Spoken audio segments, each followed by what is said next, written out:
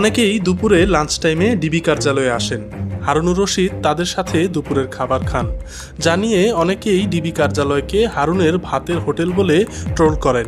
তবে এটিকে খারাপভাবে দেখেন না তিনি। মানুষ প্রতিনিয়তই আমাদের কাছে আসে, আমাদের মধ্যে অনেকে আছে পরিচিত সুপরিচিত আসে, যখন লাঞ্চ টাইমে আসে তাদের কাউকে তো আমরা দাওয়াত দিয়ে আনি না, আসলে এটা একটা মানবিকতার চলে। আমরা বলি ভাই আসছেন একটু আমরা খাবো, এখন খাবেন।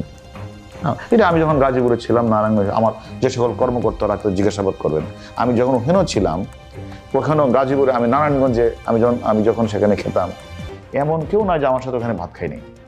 মানে আমি আগেও যখন খাওয়ার সময় হলে আমি খেতাম, খাইতে খাইতে তাদের কথাগুলি শুনতাম, প্রবলেমগুলি শুনতাম।